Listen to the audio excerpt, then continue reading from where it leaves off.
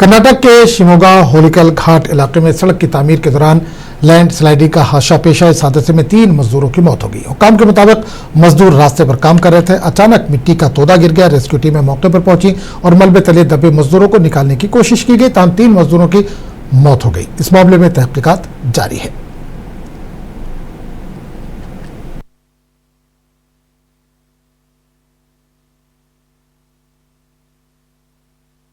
ಹುಲ್ಕಲ್ನ ಒಂದನೇ ಕರುವಿನಲ್ಲಿ ಹುಲ್ಕಲ್ ಘಾಟಿಯ ಒಂದನೇ ಕರುವಿನಲ್ಲಿ ಇವತ್ತು ಒಂದು ದೊಡ್ಡ ಅವಘಡ ನಡೆದಿದೆ. ಈ ರಸ್ತೆ ತಿರುವಿನಲ್ಲಿ ಯಾವಾಗಲೂ ಕೂಡ ಜರಿಸ್ತಾ ಇತ್ತು. ಅದನ್ನು ಶಾಶ್ವತವಾಗಿ ನಿಲ್ಲಿಸುವ ಬಗ್ಗೆ ಒಂದು ಕಾಂಕ್ರೀಟ್ ವಾಲ್ ಅನ್ನು ಮಾಡಲಿಕ್ಕೆ ಬಹಳ ದೊಡ್ಡ ಪ್ರಾಜೆಕ್ಟ್, ಸುಮಾರು 5 ಕೋಟಿ ರೂಪಾಯಿದ್ದು ಒಂದು ಪ್ರಾಜೆಕ್ಟ್ ನಡೀತಾ ಇದೆ. ಅದನ್ನು ಕೆಲಸ ಮಾಡುವಾಗ ಇವತ್ತು ಸಂಜೆ ಸ್ವಲ್ಪ ಮಣ್ಣು ತೆಗೆಯುವಾಗ ಮೇಲ್ಗಡೆ ಘಾಟಿಯ ಮಣ್ಣು ಜರಿಸಿ ಸುಮಾರು 3 ಜನ ತೀರ್ಕೊಂಡಿದ್ದಾರೆ. 2 ಜನರನ್ನ ಬಚಾವ್ ಮಾಡಿದ್ದಾರೆ.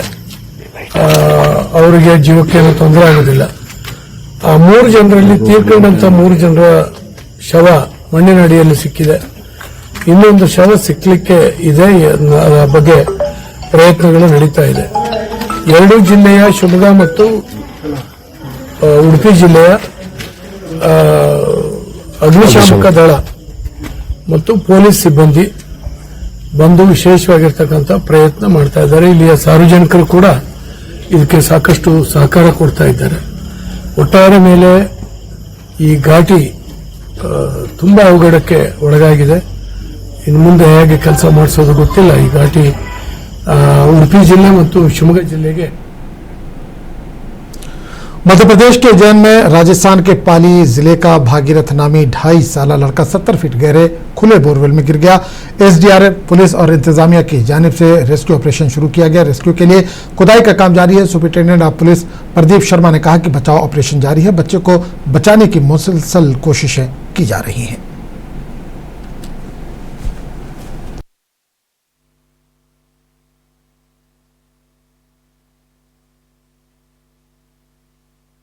पिछले करीब रात्रि 9 बजे से हमारे द्वारा यहाँ पर रेस्क्यू ऑपरेशन चलाया जा रहा है ग्राम झालरिया में, जहाँ 3 साल का एक बच्चा जो अपने परिजनों के साथ यहाँ पर भेड़ चराने के लिए रुका हुआ था और कौतूहलवश उसने जब बोर का ढक्कन हटाया और उसके बाद उसको देखने के वजह से वो उसमें अंदर गिर गया।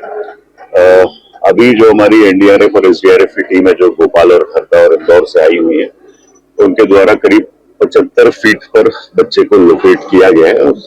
अंदर कैमरा भी डाला गया है और उनके जो डिवाइसेस है वो भी डाले गए। तो हम उनके द्वारा भी प्रयास कर रहे हैं कि बच्चे को रिकवर कर लिया जाए। साथ ही जो हमारी 5 पोकलेन मशीनें हैं, जेसीबी मशीनें हैं, वो एक पैसेज और टनल बनाने का भी लगातार, जैसे आप लोग देख रहे हैं मेरे पीछे, वो प्रयास कर रहे हैं। तो हमारा प्रयास है कि अब जब तक रेस्क्यू नहीं हो जाता है सभी तरह के इक्विपमेंट्स और सभी तरह के जो तरीके हैं उसका यूज करें और कोशिश करें कि सबसे तेज और सबसे जल्दी वाले तरीके से हम बच्चे को सकुशल निकालने में प्रयास कर सकें।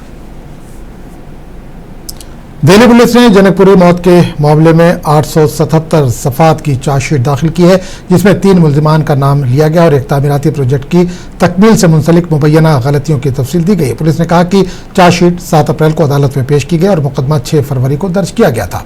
यह हादसा 5 फरवरी की रात को उस वक्त पेश आया जब कैलाशपुरी के रहने वाले कमल ध्यानी अपने दफ्तर से घर वापस आ रहे थे और जनकपुरी इलाके में दिल्ली जल बोर्ड की जानिब से खोदे गए 15 फीट गहरे गड्ढे में गिर गए। पुलिस ने कहा कि तहकीकात में मुतअद्दिद पहलुओं का जायजा लिया गया।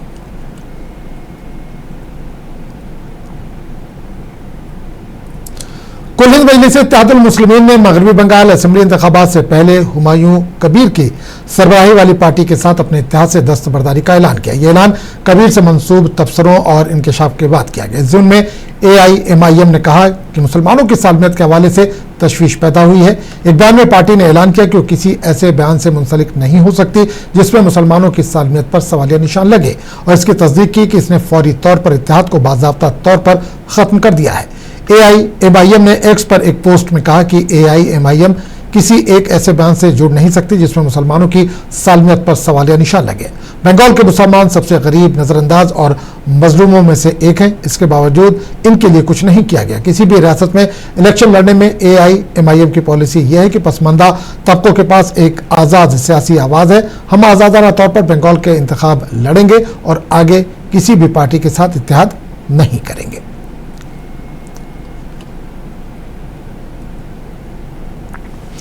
हैदराबाद के भवानी नगर पुलिस स्टेशन के हुदूद मीर चौक डिवीजन में पुलिस की जानिब से कॉर्डन सर्च कम्युनिटी राब्ता मुहिम चलाई गई। इस मौके पर पुलिस ने 300 से ज्यादा मकानात की तलाशी ली। इस मौके पर पुलिस ने मुनासिब दस्तावेजात न रखने वाले 70 से ज्यादा गाड़ियों को जब्त कर लिया, जिसमें 2 व्हीलर और 3 व्हीलर गाड़ियां शामिल है। इस मुहिम में कम अज कम 200 पुलिस मुलाजमीन ने हिस्सा लिया और पुलिस ने अवाम को दरपेश किसी भी मसले को पुलिस से रुजू करने अवाम पर जोर दिया।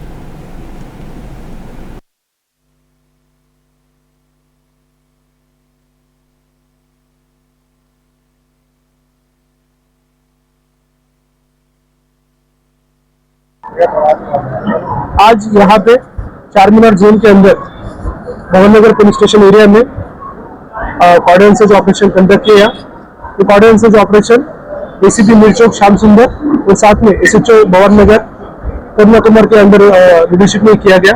इसके अंदर पुलिस की तरफ से ये सक्सेसफुल ऑपरेशन करते हुए टोटल 300+ हाउसेस को यहाँ पे सर्च किया गया और साथ में इसमें काफी ज्यादा मात्रा में पुलिस को सक्सेस भी मिला। इसमें टोटल 2 ACPs और inspector rank officer, DI rank officer भी पार्टिसिपेट हुए। तो साथ में ऑलमोस्ट 140 मेंबर्स यहाँ पे पुलिस पर्सनल पार्टिसिपेट किए गए। इसके अंदर पुलिस की तरफ से जो कार्रवाई करते हुए टोटल 71 व्हीकल्स को यहाँ पे सीज किया। उसमें 69 2 व्हीलर्स और 2 3 व्हीलर्स है जो इम्प्रॉपर डॉक्यूमेंट के साथ में थे। और इसके अलावा भी पुलिस की तरफ से एक पीडीएस 6 बैग्स भी यहाँ पे सीज किए गए। इसमें जो 21 पर्सन का नाम है मोहम्मद हाजी है, इसके अगेंस्ट पुलिस की तरफ से FIR भी किया जा रहा है। इसके अलावा पुलिस की तरफ से total rowdy sheeters 6 rowdy sheeters और साथ में एलियन सस्पेक्ट शीटर्स को भी यहाँ पे किया गया, चेक किया गया। उनके हाउसेस भी यहाँ पे प्रॉपरली किए गए। तो ये जो बेसिकली कॉर्डन सर्च का जो मकसद था, पिछले हम लास्ट महीने में रमजान के वजह से पुलिस की तरफ से यहाँ पे हमने कॉर्डन सर्च ऑपरेशन हो या नाकाबंदी ऑपरेशन हो किया नहीं गया। इसके बारे में अभी पुलिस की तरफ से फिर से एक बार हमने एक प्रॉपरली सर्वेलेंस करने के लिए स्टार्ट किया गया ऑपरेशन है। इसके अंदर स्पेसिफिकली भवन नगर का जो एरिया है, इसके अंदर से पूरे पब्लिक की डिमांड थी कि स्पेसिफिकली रमजान के बाद में काफी सारे जो ट्रबल मॉन्गर्स है, राउडी शीटर्स है, सस्पेक्ट शीटर्स है, वो डिफरेंट मिसेस पे पार्टिसिपेट कर रहे हैं। रात में काफी मूवमेंट हो रहा है और एट द सेम टाइम गांजे के बारे में भी काफी यहाँ पे कंजम्पशन हो रहा है। उसके बारे में पुलिस की तरफ से कार्रवाई करते हुए यहाँ पे राउडी शीटर और साथ में सस्पेक्ट शीटर को कब्जे में लिया गया। उत्तर प्रदेश के लखनऊ कृष्णानगर बाजार में कल देर रात आग लग गई। हादसे की इत्तला मिलते ही फायर ब्रिगेड की टीमें मौके पर पहुंची और अपनी कोशिशों के जरिए आग पर काबू पा लिया, जबकि इस हादसे में कम से कम 15 दुकानें जलकर खाक हो गई। ताम किसी जानी नुकसान की इत्तला नहीं। पुलिस ने इस मामले में केस दर्ज कर लिया और मजीद तहकीकात जारी है।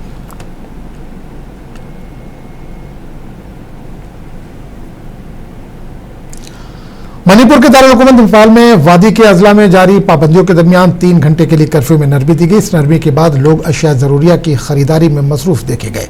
इंतजामिया ने शहरियों से अपील की है कि वो नज़्म ज़ब्त बरकरार रखें। सिक्योरिटी के सख्त इंतजाम के साथ इलाके में सूरत हाल पर मुसलसल नजर रखी जा रही, जबकि हुक्काम का कहना है कि हालात के मुताबिक आइंदा फैसले किए जाएंगे।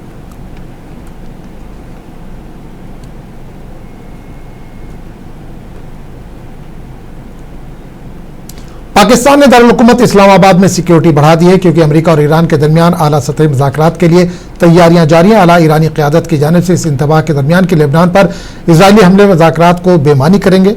अमेरिका और ईरान ने बुध को 2 हफ्ते की मशरूत जंगबंदी पर इत्तफाक किया, इख्तिलाफात को खत्म किया जा सके और जारी जंगबंदी को देरपा अमन में तब्दील किया जा सके। जबकि मुजवज़ा मुज़ाकरात से चंद घंटे कबल ईरानी सदर ने कहा कि लेबनान पर इजरायली हमले ने इब्तदाई जंगबंदी की सरीह खिलाफ वर्जी की और इससे मुज़ाकरात बेमानी हो जाएंगे।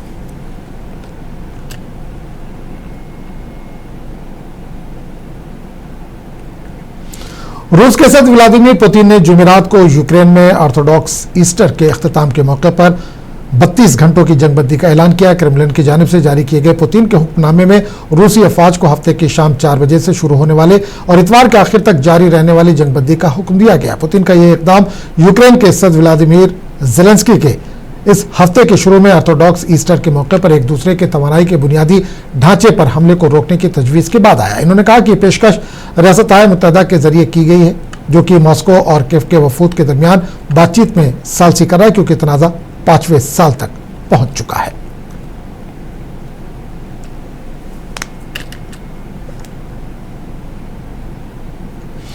इजराइल के वज़ीर-ए-आज़म नेतन्याहू ने कहा कि इजराइल जल्द ही लेबनान के साथ बराह रास्त अमन मुज़ाकरात का आगाज करेगा। यह पेशरफ्त एक अहम सिफारती कदम के तौर पर देखी जा रही है, क्योंकि इजराइल और लेबनान के दरमियान ताल्लुकात कशीदा रहे हैं। माहिरीन का कहना है कि अगर ये मुज़ाकरात कामयाब होते हैं तो खित्ते में इस्तेहकाम की नई राहें खुल सकती हैं। इन मुज़ाकरात का मकसद सरहदी तनाज़ात को हल करना और खित्ते में देरपा अमन कायम करना है। תושבי הצפון היקרים, אני גאה בכם. אתם ממשיכים לעמוד איתן. אני מבקש לומר לכם, אין הפסקת אש בלבנון. אנחנו ממשיכים להכות בעוצמה את חיזבאללה, ואנחנו לא נעצור עד שנחזיר לכם את הביטחון. ההישגים הכבירים שלנו, גם באיראן וגם נגד ציר הרשע, הביאו לשינוי היסטורי במעמד של ישראל באזור. הם גם הביאו לשינוי לקשרים שלנו עם מדינות, קשרים שלא היו בעבר. לאחר פניות חוזרות ונשנות של ממשלת לבנון לפתוח איתנו במשא ומתן לשלום, אני הנחיתי אמש בקבינט לפתוח במשא ומתן ישיר עם לבנון כדי להשיג שני יעדים. אחד, פירוק חיזבאללה מנשקו, והשני, הסכם שלום היסטורי בר קיימא בין ישראל ללבנון. ישראל חזקה מאי פעם, איראן חלשה מאי פעם. אני כבר הבאתי 4 הסכמי שלום עם מדינות ערב, אני מתכוון להביא עוד. שלום אמיתי, שלום